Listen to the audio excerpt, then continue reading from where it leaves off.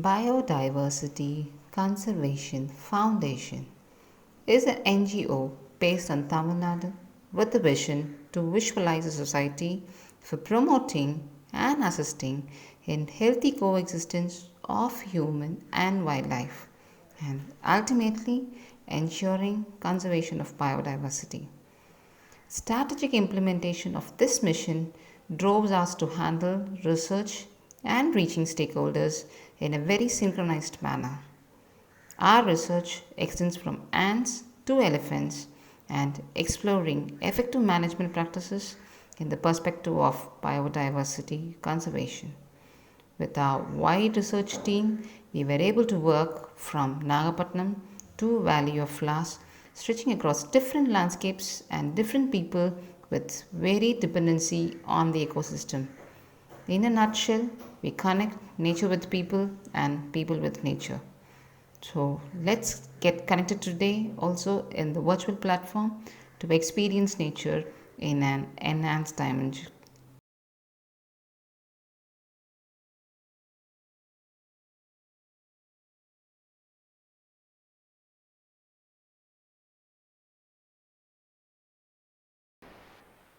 Good evening all. On behalf of BCF India, I take this opportunity in introducing our today's speaker, Mr. Fernando Reis. Mr. Fernando Reis is native of Lisbon, Portugal, takes up a multi-dimensional role as a conservationist, environmentalist, shark expert, specialized in shark diving and training. Spending his childhood weekends, summer and winter annual vacations at beach, grabbed his keen attention on conservation of intertidal areas and marine life forms. Being passionate, he stepped up in exploring his field towards zoology of intertidal zone and tidal movements. He also completed his university studies on economics, natural resources, and renewable energies, and why not, masters in blue economic case studies. He has set his goals towards the conservation of natural marine environment. With like-minded group of friends, Mr. Fernando initiated the Shark Educational Institute, SEI, an international non-governmental organization started in 2016, creating awareness, learning, and promoting educative events to enhance the marine life balance based on sharks' knowledge.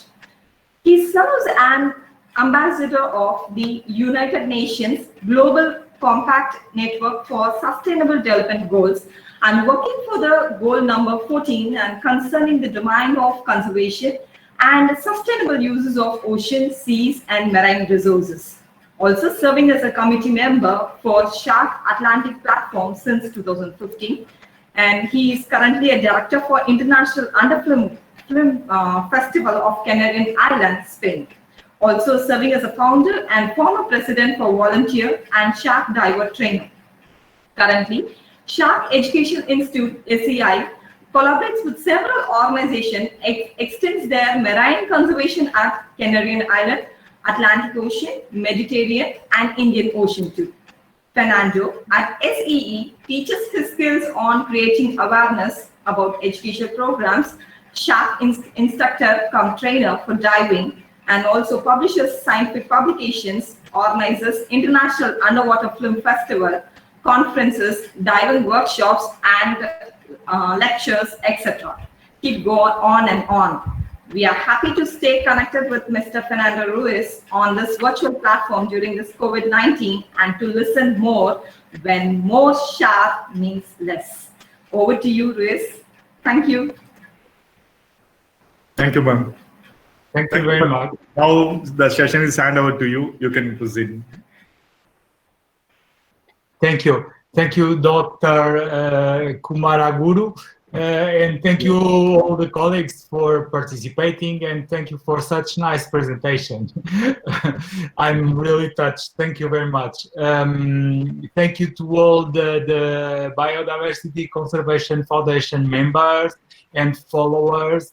And I expect that I can share with you some experience and some learning that we have achieved along all this already long story about sharks and men.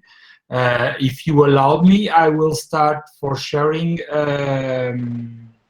my presentation. Let me, I have here, I'm not using a normal PC, well, I'm using a Mac, so the presentation may be slightly different on your views. I hope everything goes well. And let me please just ask if you see my screen right now, full screen. Yes, please.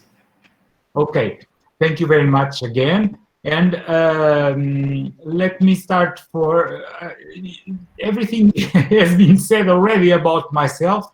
My name is Fernando. I was born in Lisbon, and I'm completely passionate by sharks since many years ago when I started diving. And currently, I manage several shark diving courses, mostly directly to diving instructors, scuba diving instructors. It's also one of the missions of the Sharks Educational Institute. Let me, if you allowed me, share our values. We base our work on the Sharks Educational Institute on 5 values. The first one is the respect. Respect for different opinions. We care for others, for the planet, for its nature. The second value is collaboration. Collaboration is for doing. When we do things together, when we study, when we investigate together, we can share more knowledge and we can learn faster. And that's very important nowadays, to learn faster. So much amount of knowledge available all around of us. The third value of the Sharks Educational Institute is passion. We protect what we love. That's why passion is important in everything we do. The fourth value is creativity. Creativity is for our dreams. We dream of educating our children for to live in a better world. And the last but not the least, it's teaching. We believe teaching is for sharing. We believe that when we share what we know, it's when we give the knowledge notion its real meaning. Knowledge doesn't has any use if we don't share it. So teaching, it's one of the best, I think it's one of the best things that we can do, and I really appreciate it, and I really thank for this ability that I can teach some people around me. We are living difficult days right now with this pandemic all around the world, and before starting our presentation, please let me send my most deeply respects to all the families, all the friends that are suffering or have been victims, the families and friends of the victims of the COVID-19. I never thought I could live, nobody, I think, thought we could live such a period in the world history, but we have to be brave and we have to keep going on. So my deepest respects to all the friends and families of the victims of COVID-19. So during this presentation, I will try to make you think about this title, When More Sharks Means Less. Let's try to understand in which circumstances this is valuable. I think you all have heard about the Galapagos. Galapagos is well known. It's an archipelago, belongs to Ecuador country in South America. It's in the Pacific, Eastern Pacific Ocean. A very, very small archipelago. And about a week ago, a little bit more, a few days ago, we may say, we got new from Galapagos, a very, very sad news from Galapagos. Please let me share this with you.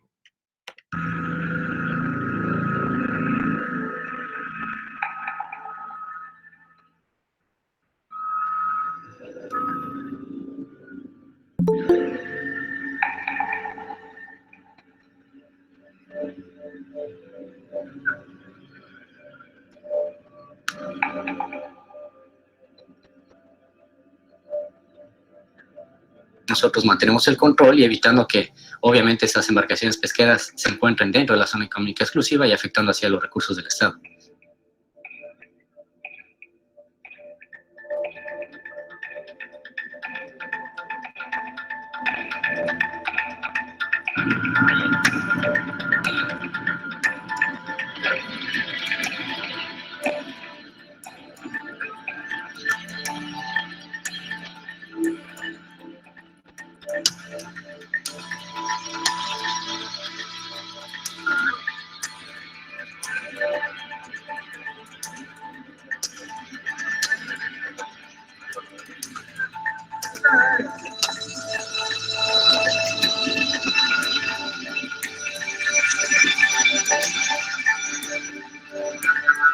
En general, la Armada del Ecuador siempre tiene que reaccionar ante las amenazas que el Estado en este caso tenga, pues, ¿no? Entonces, en ese momento estamos nosotros viviendo esa problemática, ¿no?, con la pesca ilegal. Entonces, es una periodicidad frecuente que tienen los aviones de exploración de la Armada del Ecuador. En este caso, por esta problemática, pues la periodicidad va a reducirse, o a incrementarse, mejor dicho.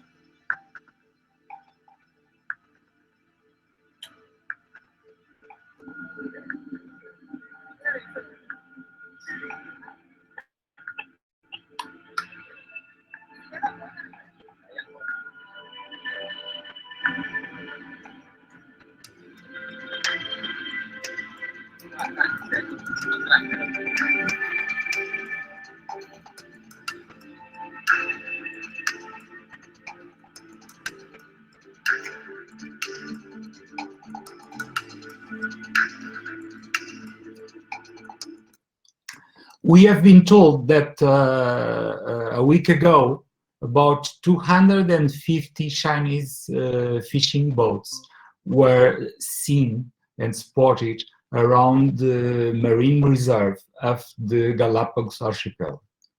Of course, they are around the marine reserve. They didn't went into the marine reserve. It's not allowed. That's why there was the Ecuador naval forces there around and surveilling. But the problem is that sharks, they don't know frontiers. Sharks swim all around, inside and outside the marine reserves, and they use the eastern Pacific region, equatorial and tropical region are have waters very, very rich in biodiversity. So there's a lot of different hotspots in which the big pelagic animals like sharks and tuna fish, they can feed. So they swim from one hotspot to another hotspot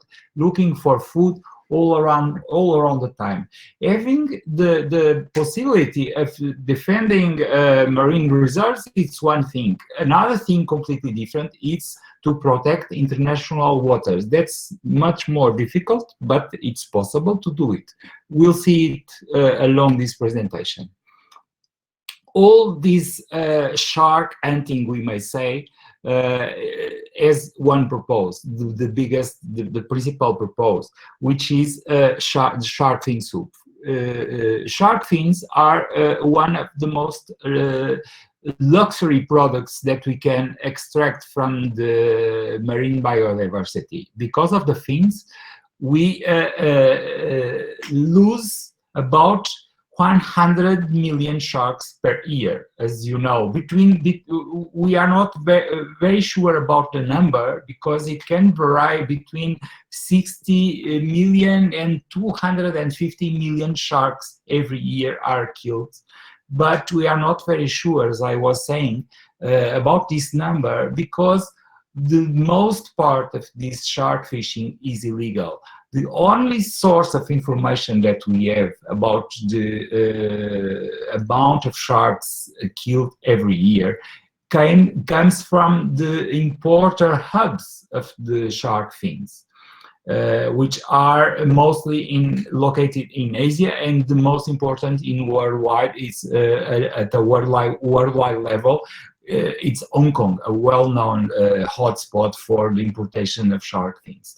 But why are sharks so important? We are going to talk a little bit later on how are sharks being predated, being hunted, and in which numbers. But why are these big animals so important? Well, let me share with you a very, very short video. It's less than 1 minute, but this gives you 1 or 2 ideas about sharks.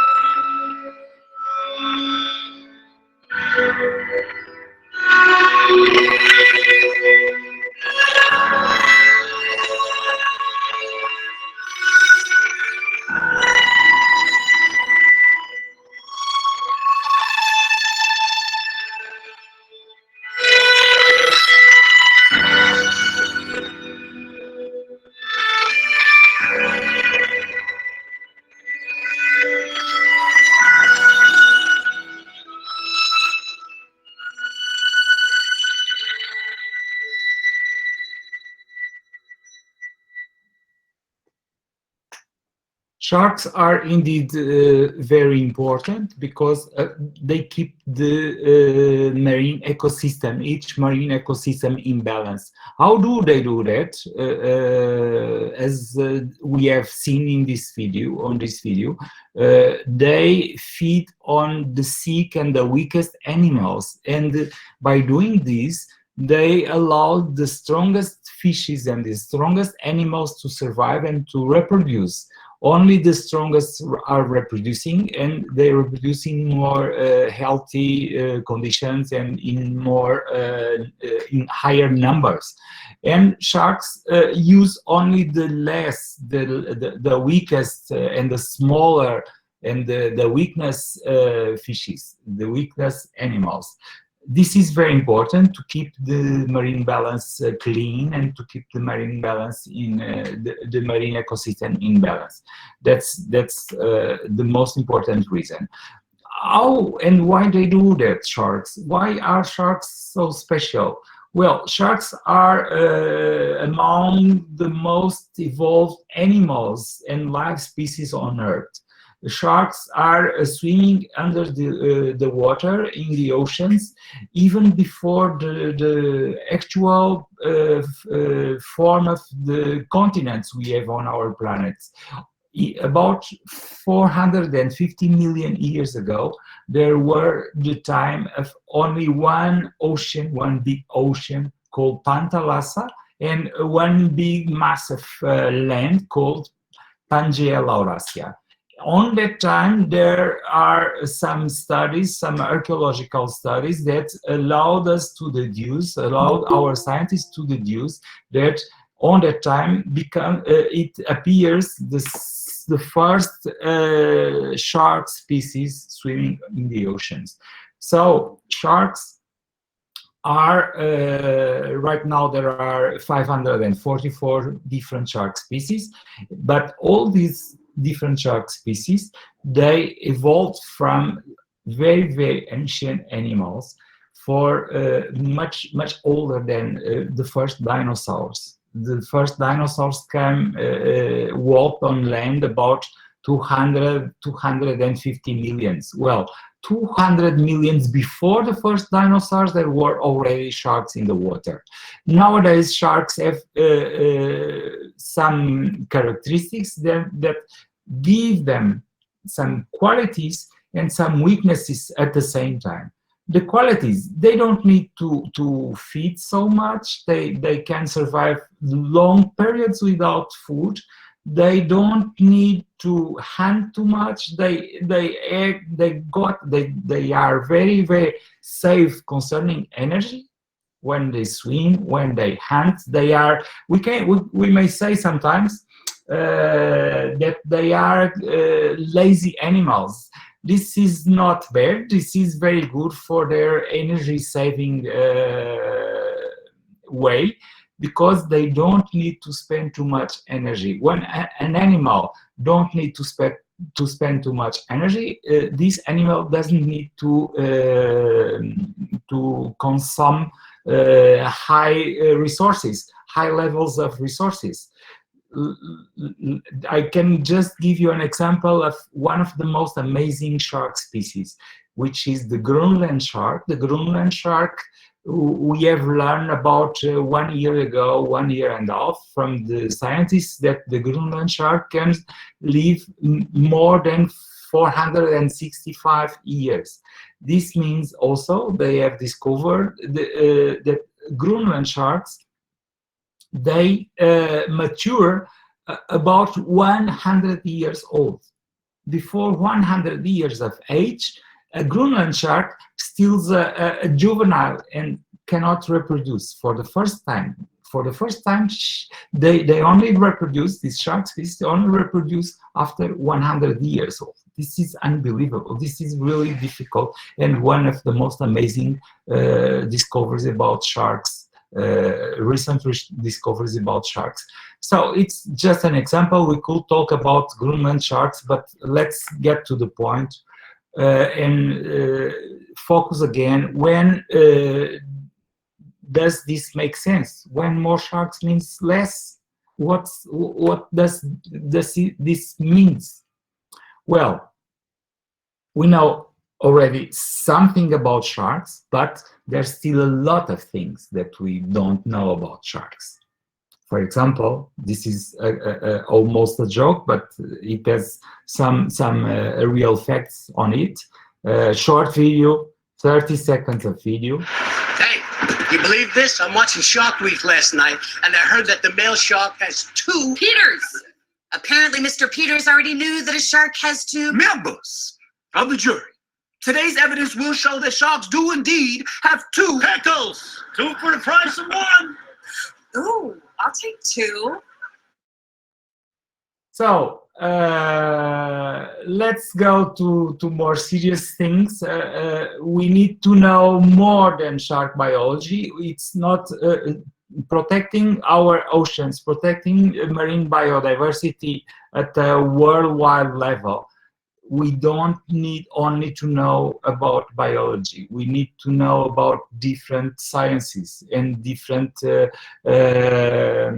domains of human development.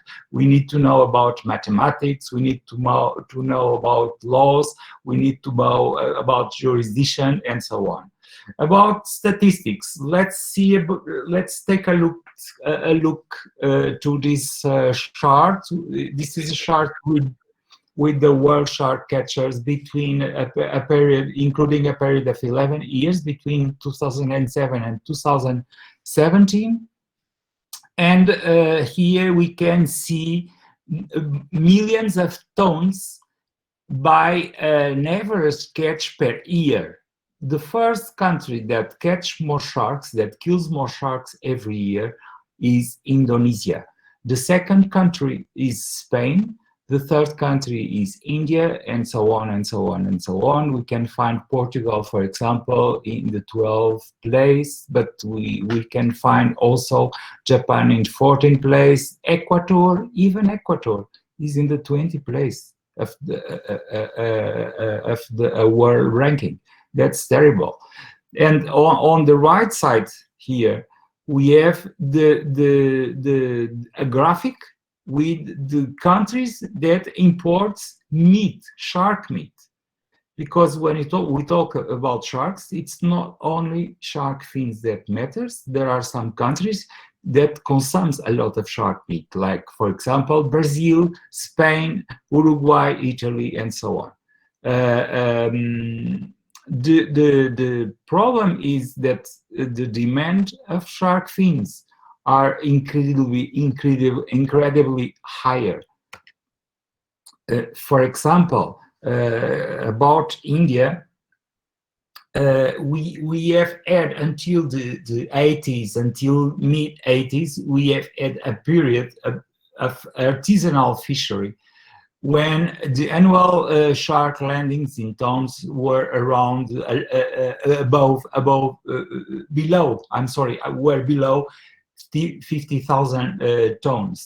But after the mid-80s, the shark fishing increased again, and only after 2010, 2015, we expect that the shark fishery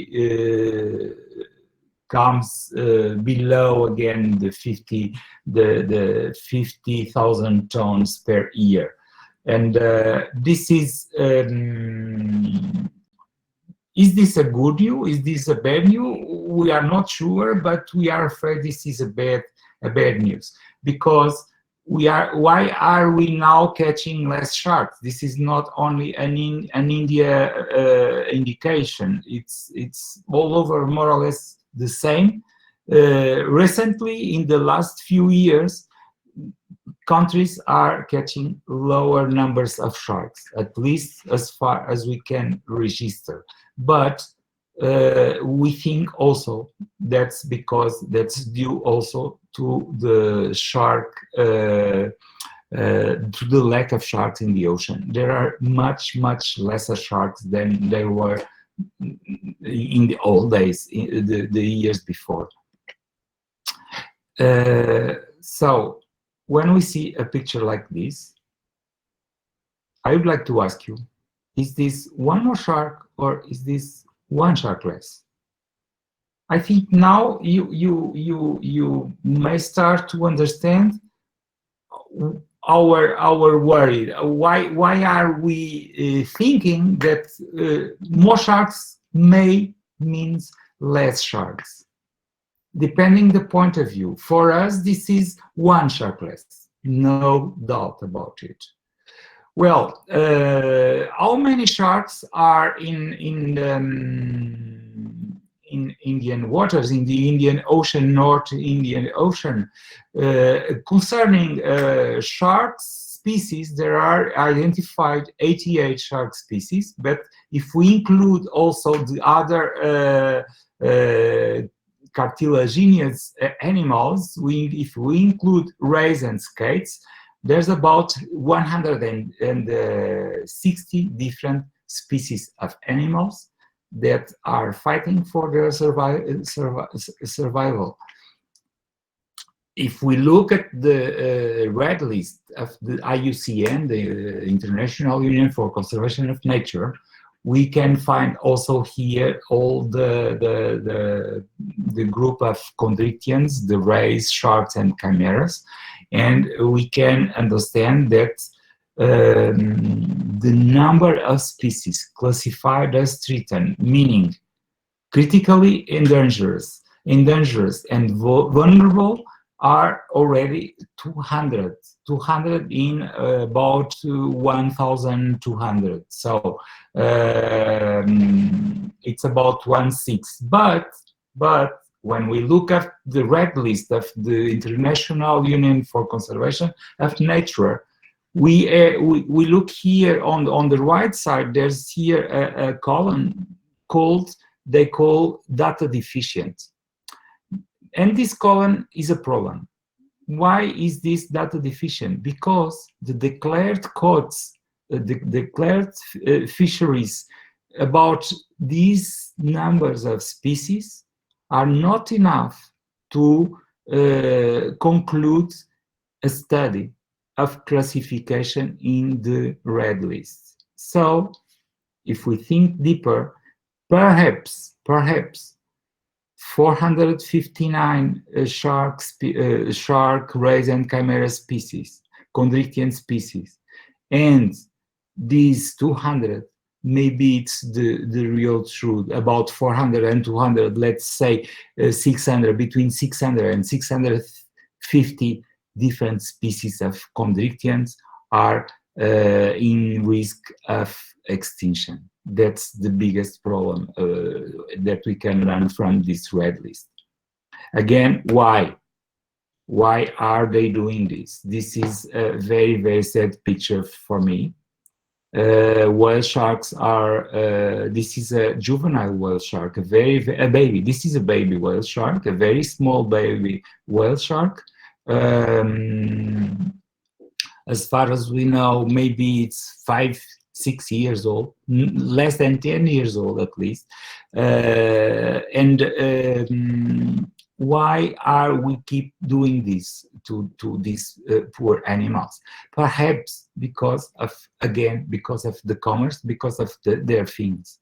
Whale sharks, I must say, let me tell you again the importance of laws, the importance of knowledge, laws, and jurisprudence. Whale sharks are protected by the CITES Convention since 2012. So, and we still kill them. Please take a look at this map. This map shows us the shark captures and shark fin trades of a recent year, 2014.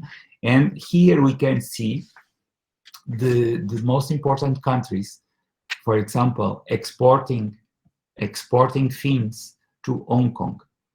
And unfortunately, one of the most important countries, the 3 most important countries we have seen already on the other map, it's Indonesia, Spain, and India. These are the 3 most important countries exporting shark fins to Hong Kong. If we see another graphic about trade flows, about shark fin trade flows imported by Hong Kong, imported by these hotspots, we can see also this graphic is on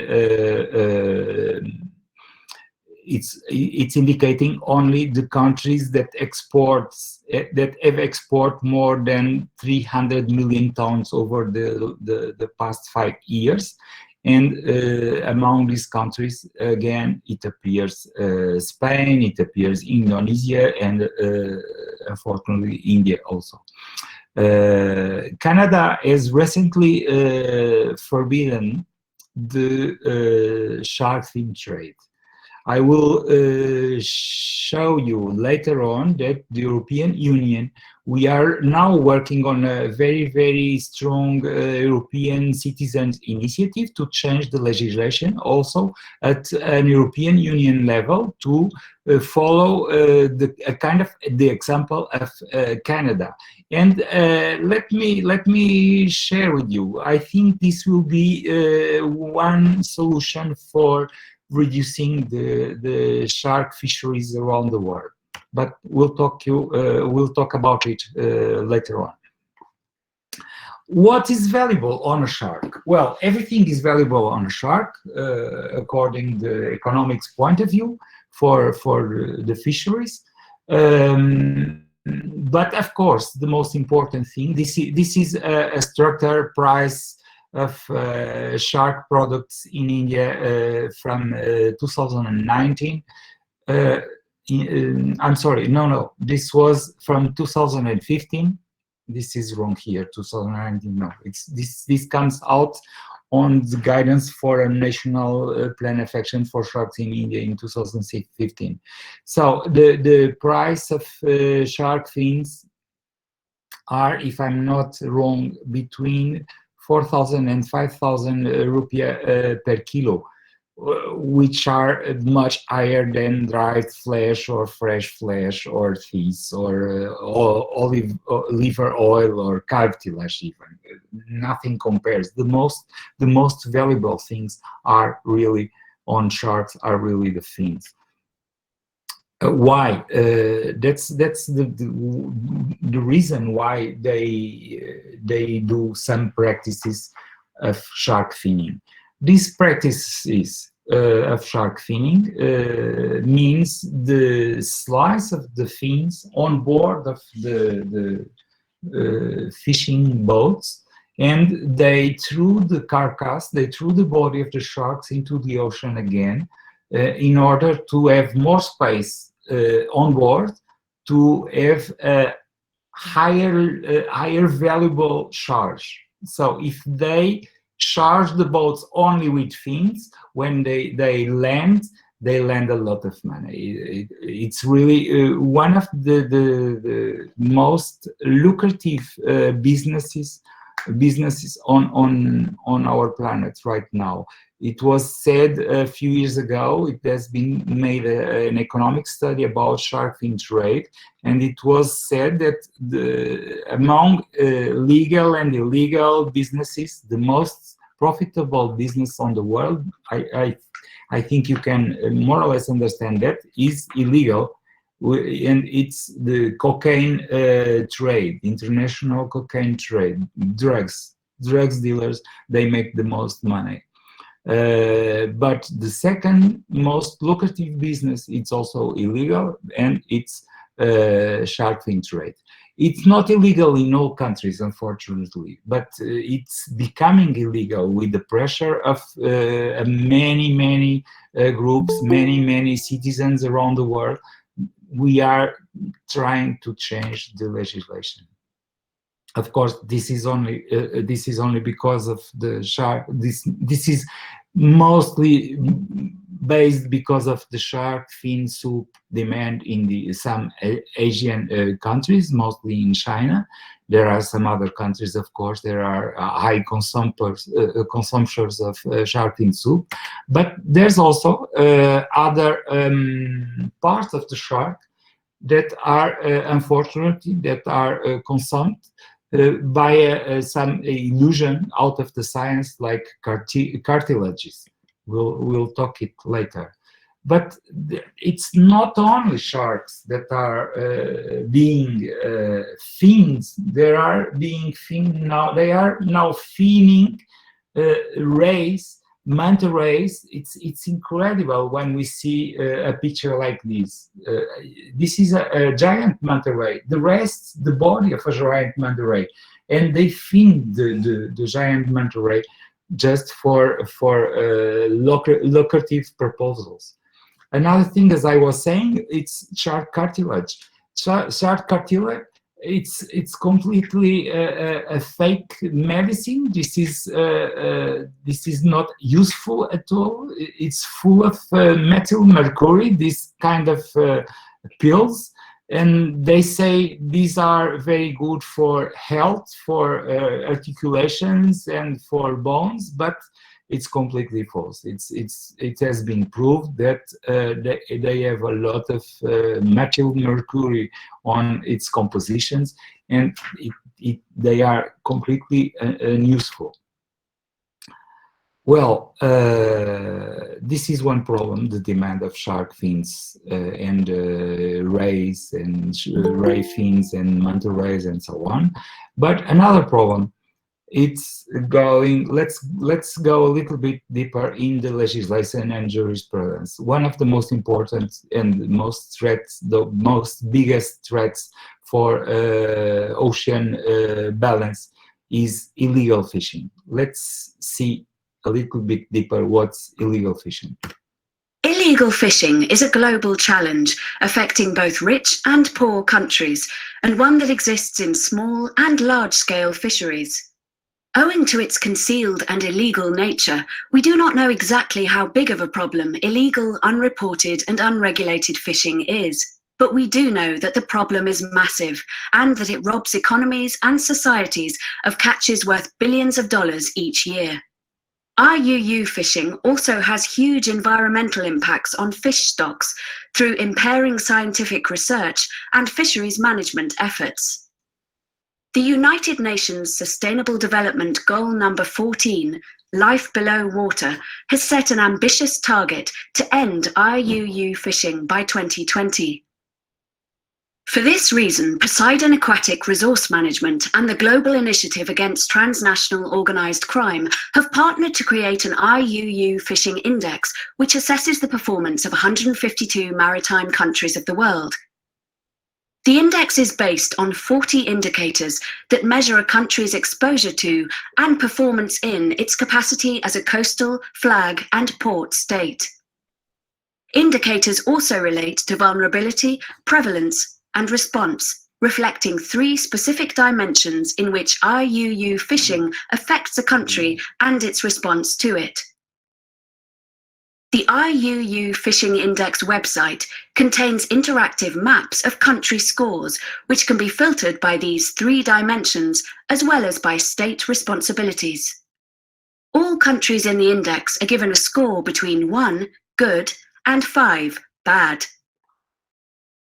A dedicated website for the index also provides data allowing countries to be ranked across different regions and ocean basins, as well as detailed country profiles. You can find all this and other resources at iuufishingindex.net. So let's take a look to the IUU Fishing Index for the most dangerous countries. You remember on this video, 5 is bad, 1 is good.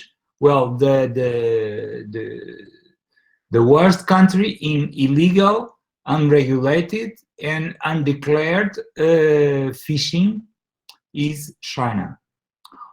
And then all after China, different Asian countries. Russia, for example, is on the 4th place with an index of 3.16, but China is almost 4 points. It's 4.0, 3.93. We can find, for example, still about Asia, Africa, Liberia, it's 2.76, which is Liberia and Somalia. These countries here in Africa are some poor examples of illegal fishing. But we can also find Occidental countries like Mexico, and for example, Japan here, and so on and so on. You can find, for example, India on the 17th place with 2.68, liquid above the middle ranking between 1 and 5, as we can understood on the video. Again, I remember you, this is the illegal fishing index, illegal, unreported, and unregulated fishing index. Just to give us an idea about the damage that we are doing to the chondrichthyans and to sharks especially. The annual average, these are the numbers between 1985 and 2013, coast-wise landing of shark skates and rays in India. So we have here all India, west coast and east coast, and we can understand that the west coast of India has more potential of shark fishing than the east coast. More or less, this is the balance. I believe that this has to do with the deep of the oceans on the west coast and in the east coast. On the east coast, we have more rays catch. About 70% of the catches of rays are on the east coast.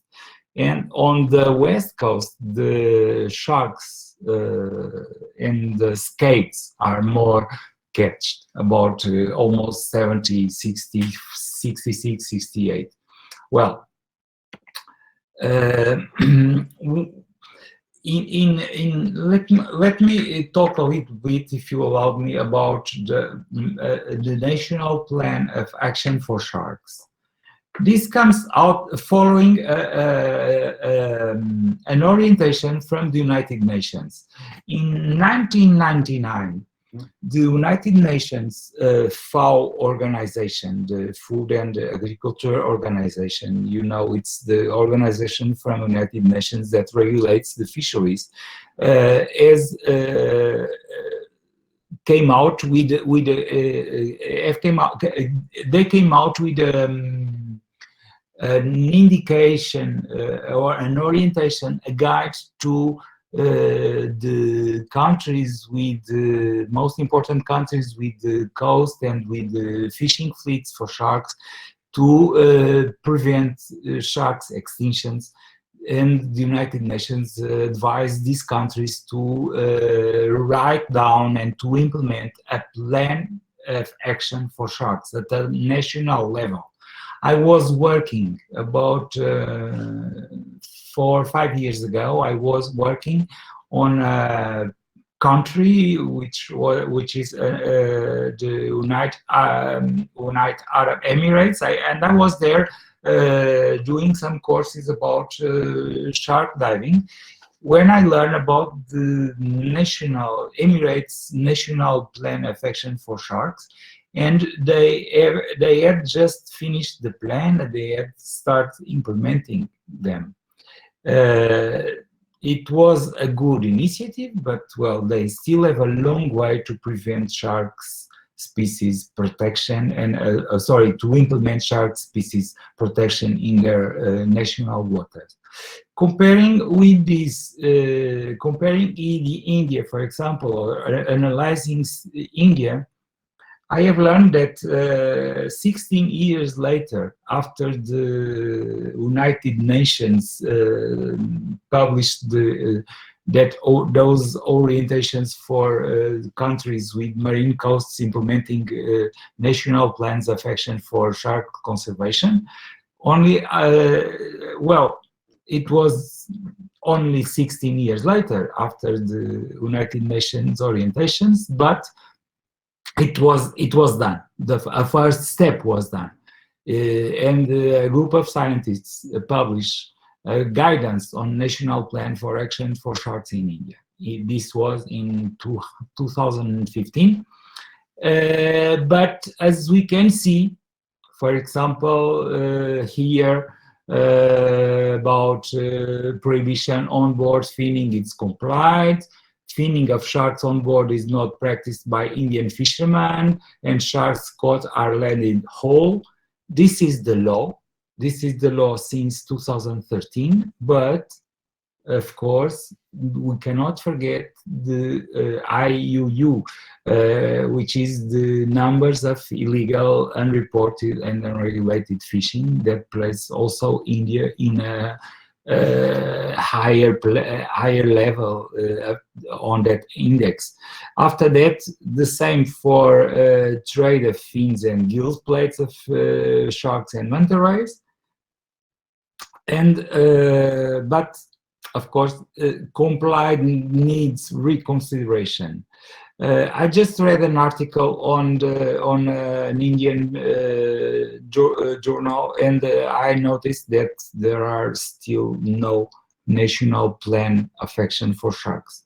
The only thing right now is this guidance published by a group of scientists in 2015, but the legislation still not has been approved. This has been proposed, if you allow me to just look at my notes, this has been proposed.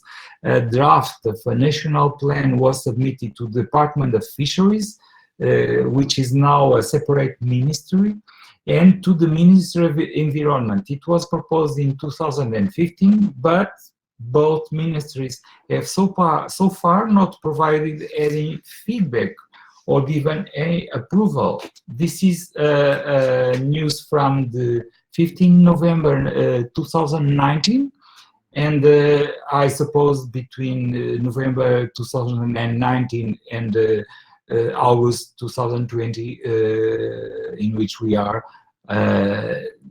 no national plan came out. If you have different informations, or if you are well informed, please at the end of this presentation let me know. Well, what can we do more for the oceans? We can do a lot. We can do a lot. Let me share with you, for example, my experience as a United Nations ambassador for my native country, for Portugal. I'm an ambassador for the goal 14. As we have seen on a video before, one of the videos that I show you, there's a group of goals, sustainable development goals. There are 17 goals to, they say, the United Nations say, to transform our world. I would say better to save our world, because if we don't achieve these goals the sooner as possible, we risk to lose our sustainability, and we risk to lose the future of our children and of our grandchildren. I'm expert in one of these goals, the goal number 14, which cares about a life below water. These goals were defined initially to be achieved in the year 2020, this year, but as it was really tight, it was really a short period, the United Nations didn't give up. Fortunately, they didn't give up, and they enlarged the period to 2030. And if it's not possible to achieve all the goals in 2030, I hope they will go on, keep going on 2040 and so on until we achieve these goals. These goals are really, really important. Please let me share with you a short video about the goal 14, which I care more because, of course, I have this responsibility in Portugal, as I'm one of the ambassadors for this goal.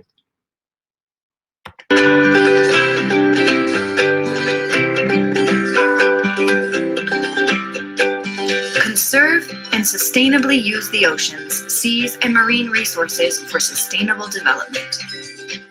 The sea isn't just that paradise where we can get lost and rest. Oceans and seas regulate climate, produce oxygen, and give us food. Moreover, they generate employment for more than 200 million people. They are fundamental to counteract climate change, absorbing 30% of the CO2 we produce.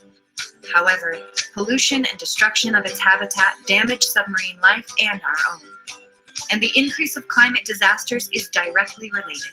We have to stop it. Afroz Shah started one day and hasn't stopped until he created a revolution. This young lawyer of Mumbai acquired a house on a beach that he found filled with waste. He wanted to act decisively, and he encouraged his 84-year-old neighbor to clean and shared his work in social media. A multitude of volunteers, from students to Bollywood stars, united for the cause. Until now, more than 4,000 tons of waste have been taken from the 2.5 kilometers of beach. What started as a small action has saved a part of the ecosystem. In 2016, Shah was named Champion of the Earth, Inspiration and Action. Do you want to start your own little revolution? 1. Reduce as much as possible the use of toxic substances, plastics, and non-biodegradable materials at home and at work. Eliminate the use of plastic bags by using fabric bags. 2. Never buy forbidden products such as coral jewelry, shells, or products derived from sharks. 3. On the beach, pick up your waste. Educate your children and organize cleaning excursions. 4. Shop for safe and sustainable fish products. Avoid species in danger of extinction, such as red tuna, or those captured with methods such as drag fishing. 5. Practice aquatic sports such as scuba diving, kayaking, submarine fishing, or surfing in a responsible way, and always take care of the environment. The ocean wouldn't be the ocean without all the drops that create it. Let's unite our forces.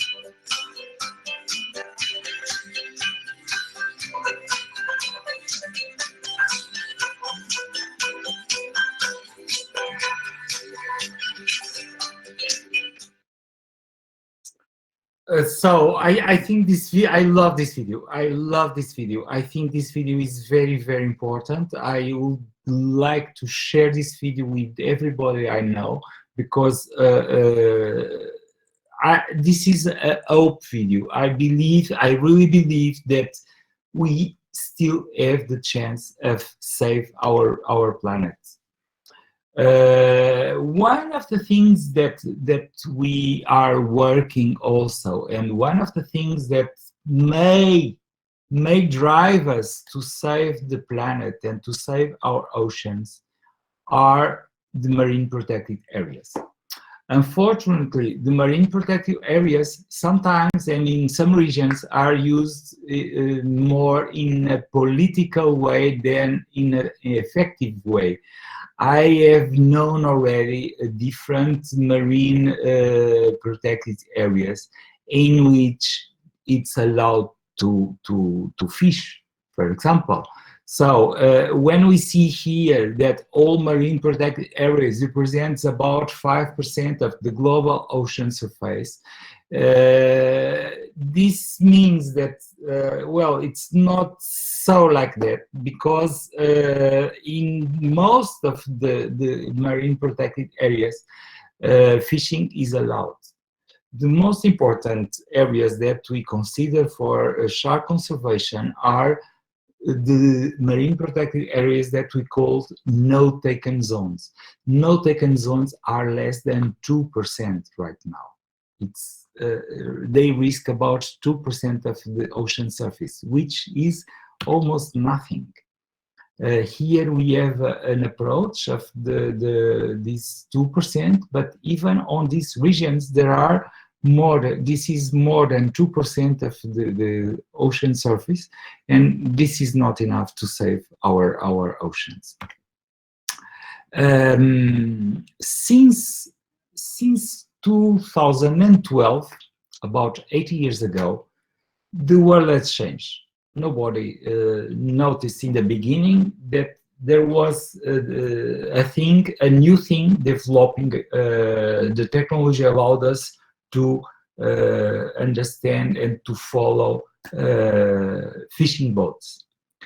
Before 2012, this was the only information that we could get. It was via satellite images that could provide us some movements about fishing floats. This is a terrible picture from pairs of Chinese fishing trawlers.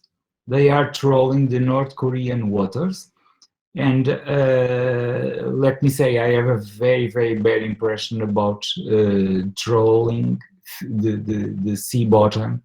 This is the most destructive fishing technology, and in our opinion this should be forbidden for all the planet, for national and international waters. Trolling, it's a massive killing art of killing life. This is not this doesn't make sense, not at all. But as I was saying, after 2012, the technology allowed us, by the GPS satellites and by the legislation, the fishing boats were mandatory. They had to use localizers for safety reasons. It was the argumentation, but also this allowed us to follow all the boats on the planet, unless the boat turns off the system, the satellite technology, the automatic identification system they are obliged to use.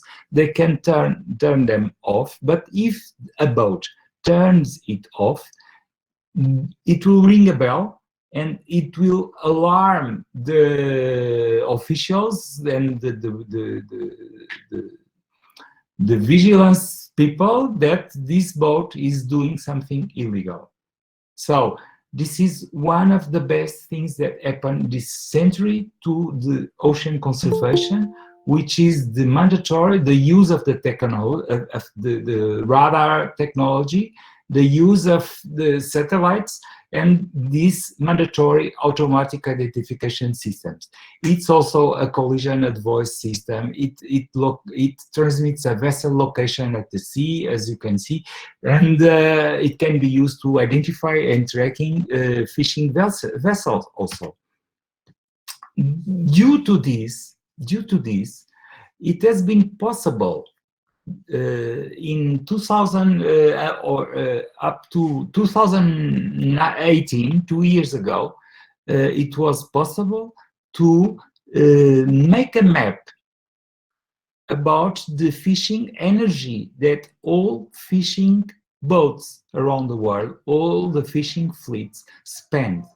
When the color is yellow, there are more energy to go there. When the color is blue, there are less energy to go there. So more boats or less boats also. Around the continents, around the land, you can see also a black line. And this black line means these are the regions with the regions integrated in the economic exclusive zones of each country. So we are not looking here to the economic exclusive waters, national waters we are not considering on this study. But on this study, we consider the international waters, what is called also the ICs. And well, it's the most important area because in the ICs, the surveillance is lower. There are no jurisprudence from any nations. Only the United Nations can do something over the ICs. That's why our colleagues are working in the United Nations commissions to regulate the fishing in the ICs. But, well, consider this. This is the effort of fishing in our planet, in the high seas. Now compare this with the costs of these fisheries.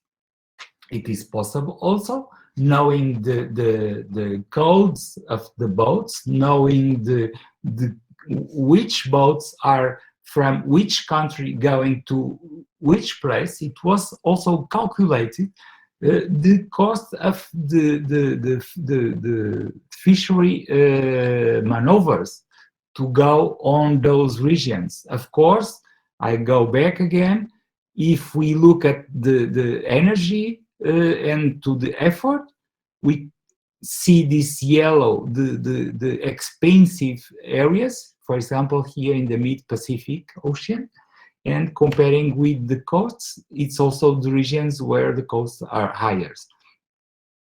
Now, we can also, knowing the boats, we can also understand what are the profits they got from each boat, from each company, fishery fleets.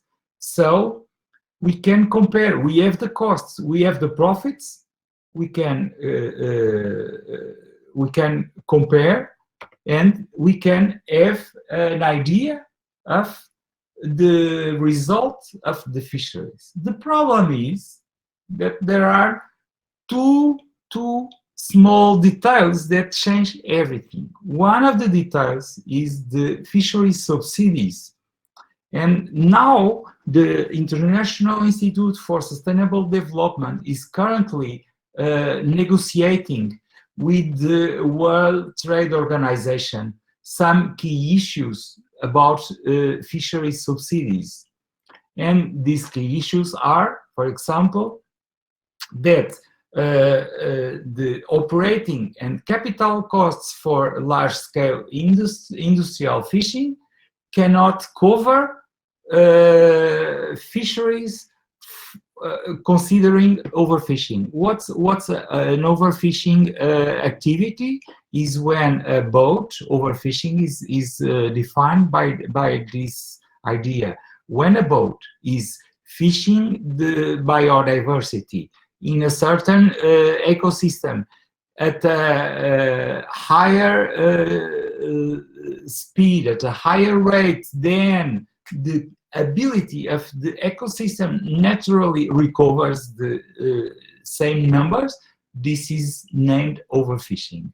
And this International Institute for Sustainable Development is trying to negotiate with the World Trade Organization these kind of subsidies. Subsidies are usually observed as good, but subsidies came also out from our pockets, because subsidies are paid by the governments. Subsidies are paid with the taxes that we all pay when we do some activity, economic activity.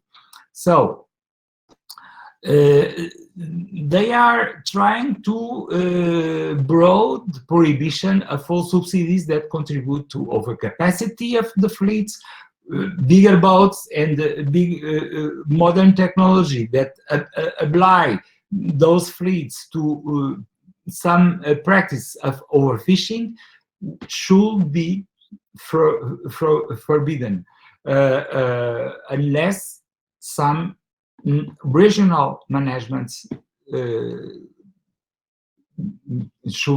may be put in place. There are some other considerations about subsidies to fisheries. For example, they are considering to give subsidies only to fishing in economic exclusive zones of national exclusive zones of the countries, and not to subsidize the fishing at the ICES. That would be the most clever way of preservation and conservation of our oceans. As we can see, the subsidies of the high seas fisheries are one of the factors. Another of the factors that strongly impacts on the profits and on the costs of the fisheries are the labor costs.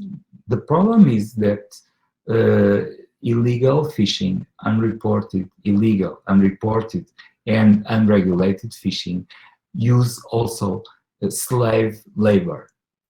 There's a lot of boats that use slave labor, and that's not fair. And of course, if you don't have to pay, or if you have only to pay the food and the water for workers, for fishermen, if you don't have to pay salary, of course, it makes the activity profitable. If you have subsidies on your activity, it makes your activity, your fishing activity profitable. But if we reduce the cost of labor, if we include the cost of labor, the fair cost of the labor of fishermen, if we exclude the fishing subsidies on the ICES regions, we would get a map like this. Profits will change a lot, and only on these blue areas would be profitable to go fishing on the ICES. On the orange or red areas, it was not possible to fish anymore. It was not profitable to go there for fishing on the ICES. This is very important to know.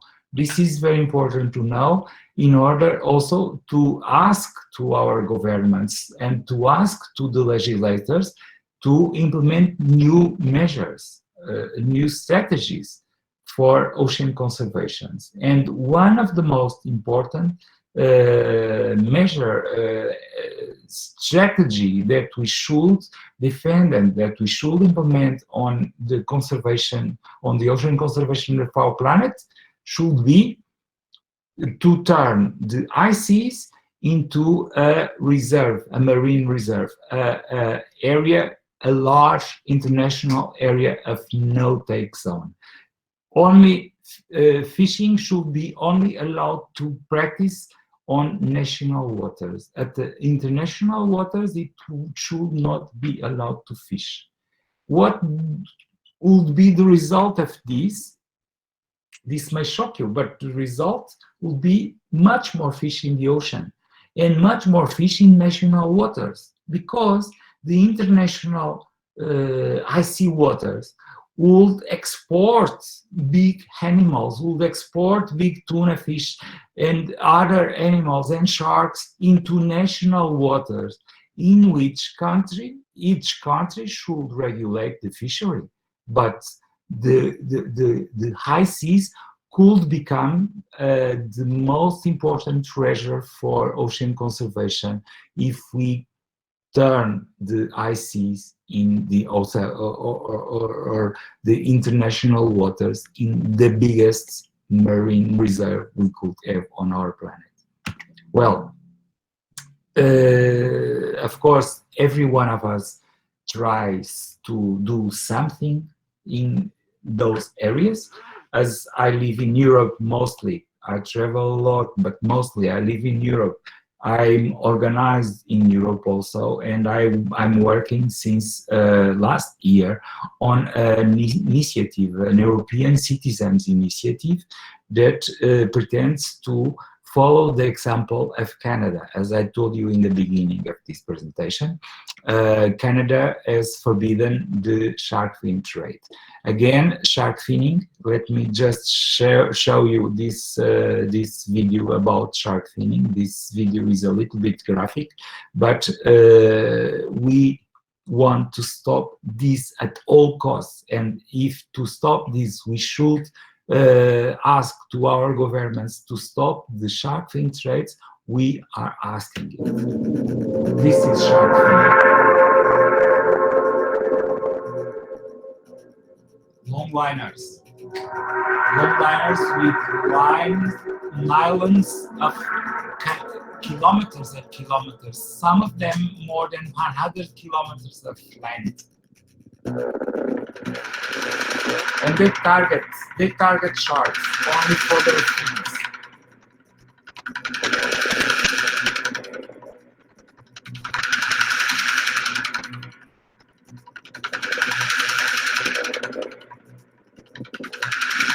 They take off the fins and they throw the shark body away.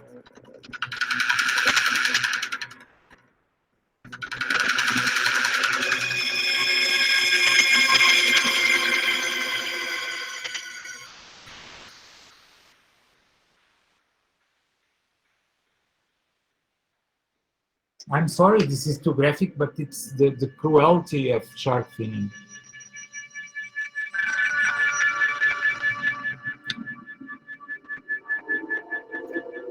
There's more than 100 million sharks killed every year because of their fins.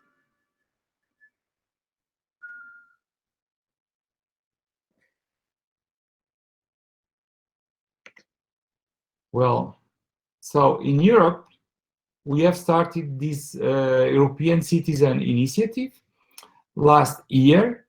To start this initiative to ask change in the legislation, we need to be at least 7 citizens of 7 different countries. And on this initiative, I'm representing the country where I usually live, which is Spain. So I'm the responsible for Spain on this initiative. And we have until, due to the pandemic, they have given us 6 months more. So we have until July 2021 to collect 1 million signatures on the official page of the European Commission, to collect 1 million signatures of European citizens, only European citizens, to ask the European Parliament to forbidden the shark fin trade, which means to forbid the importation, the transit, and the exportation of shark fins through the European Union. Every European citizen is invited to give their signature on the official European Commission page because of the protection, the data protection. And also it's like a democratic decision. So we call this also votes. They are voting, and of course everyone only can vote once, and there's a lot of people implicated. I signed this initiative from the beginning, as of course I'm one of the promoters, but I signed this Stop Finning European initiative because sharks, as I told you in the beginning, are the most evolved animals we can find in our planet. And I deeply believe if we lose sharks, we lose our future for many reasons. In Spain, this initiative is called Stop Matanza de Tiburones. If I translate it into English, this is Stop the Shark Slaughter, Stop the Shark Killing. Let me show you, there's a lot of people implicated on this. This is a friend of ours, a very famous oceanographer, and her name is called Gador Muntaner. Please listen to her. Hola, me llamo Gador Muntaner y soy oceanóloga especializada en tiburones. Desde la primera vez que buceé con un tiburón, supe que dedicaría mi vida a estudiarlos y a protegerlos. Cuando la gente me pregunta si me da miedo bucear con tiburones, les contesto que lo que más miedo me da es un océano sin tiburones. Los tiburones son depredadores tope que ocupan la cúspide de las cadenas tróficas, jugando un papel importantísimo en el equilibrio marino. Sin ellos, los océanos no serían como los conocemos. Cada año son asesinados más de 100 millones de tiburones en el mundo, solo para cortarles sus aletas, para hacer sopa y satisfacer el capricho de millones de consumidores en Asia. Ahora, los ciudadanos europeos tenemos una oportunidad única para frenar esta barbarie, apoyando la iniciativa ciudadana Stop Finning, que exige el fin del comercio de aleta de tiburón en la Unión Europea. Ellos no pueden hablar, pero nosotros sí. Yo ya he firmado, ahora te toca a ti.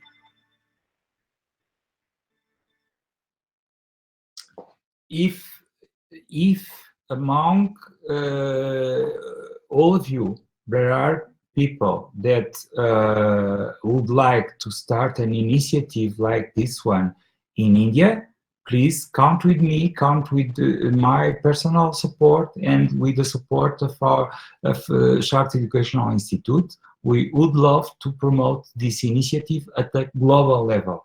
Of course, I'm living in Europe. I cannot act legally in India, but the Indian citizens can do a lot on this way. So if anyone wants to volunteer for this, we can talk later, okay? And you can count with me, count with my support. We need sharks. As Gador was saying, I'm more afraid. I agree completely with Gador. As she was saying, I'm much more afraid of an ocean without sharks than of an ocean with sharks.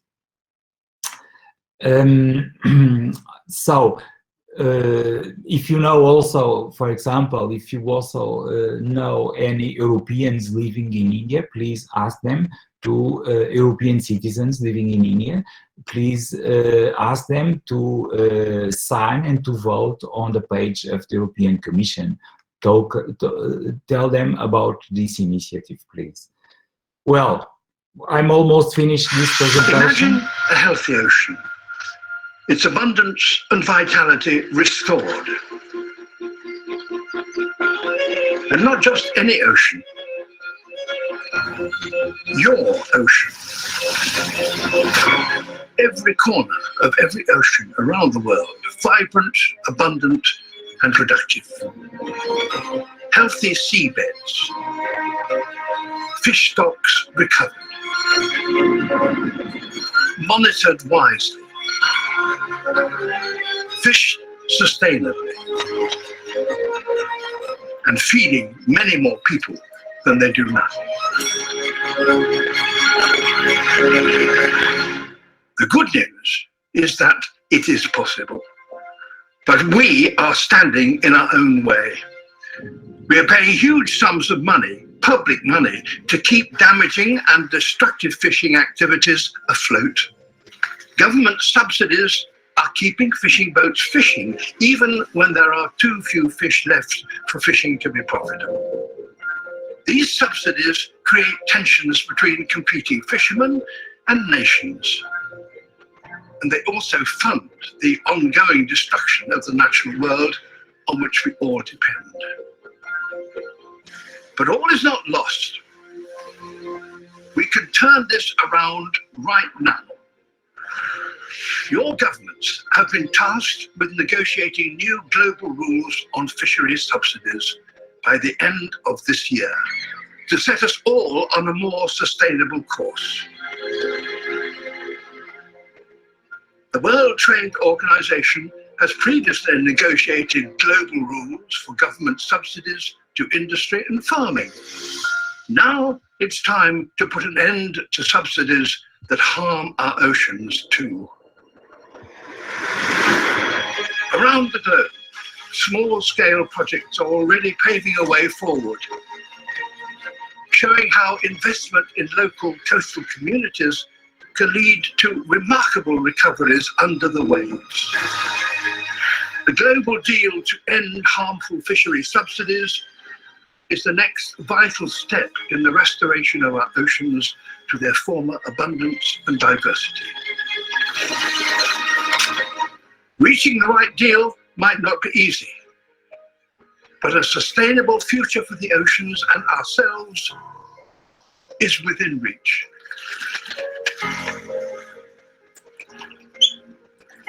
We must seize this opportunity and act now to ensure a healthier future for each and every one of us forever.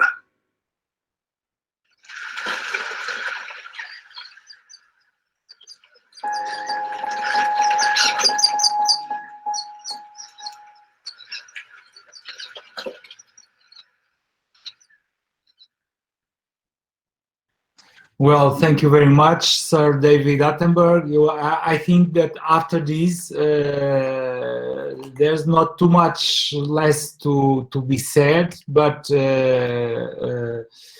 we still have hope. We still have hope. We cannot forget Galapagos. As I started with Galapagos, I would like to finish with Galapagos again. When I told you about this fleet that last week was being observed in the Galapagos archipelago, I told you that the fleet was not going inside the Galapagos national water, inside the Galapagos Marine Reserve, but they were fishing around. Why? Because Galapagos are Galapagos waters, and this area of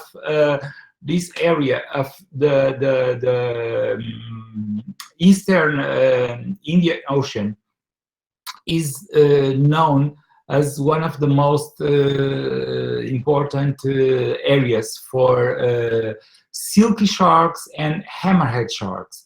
And silky shark fins and hammerhead shark fins are very, very valuable on Asian markets, and especially in Hong Kong and in the Chinese markets. That's why last week, 250 fishing boats were observed around Galapagos. The problem is that between Galapagos and on the north of Galapagos, on the north of Galapagos, the island of Cocos, you can see Cocos there. There's like a corridor of sharks and marine life and whales and turtles.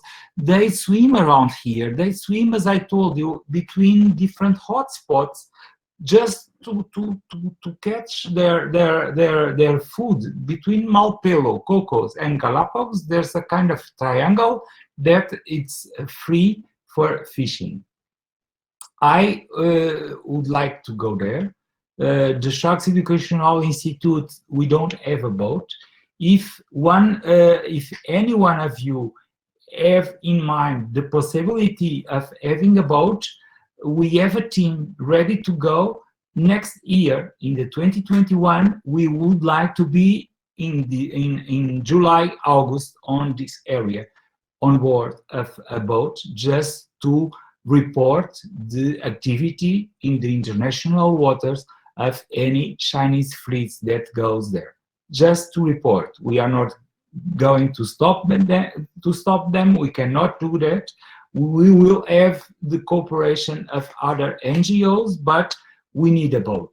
If any one of you have a boat, or well, a big boat, or have a possibility to talk with somebody, please just tell them that the Sharks Educational Institute have a team of volunteers that are ready to go next year to the region of Galapagos Cocos Malpelo to surveil the Chinese fishing between July and August. They are fishing silky and hammerhead sharks.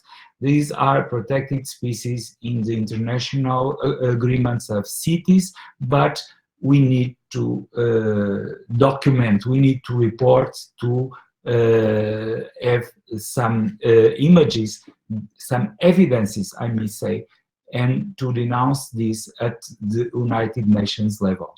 Okay, so please let us know if there are some possibility in 2021 or 2022 to avoid this again.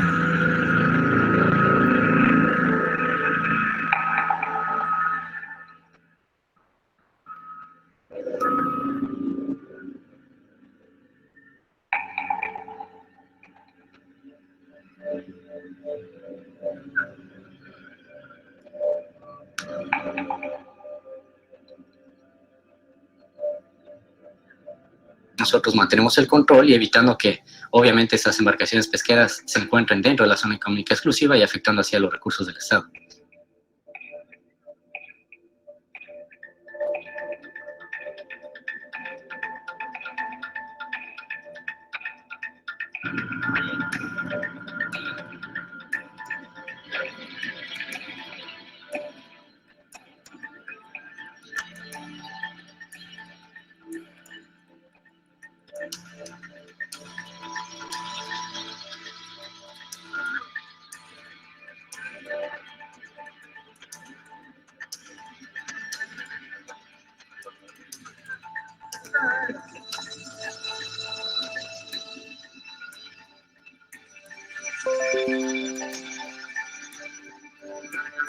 Tienen los aviones de exploración de la Armada del Ecuador.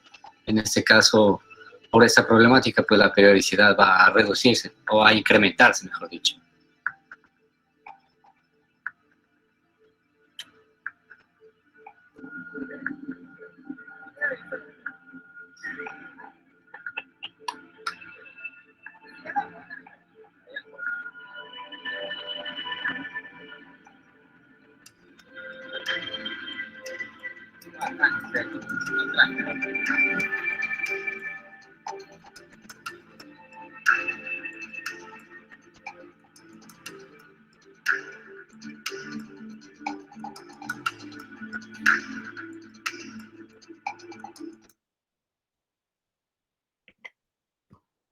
Well, thank you very much for your attention.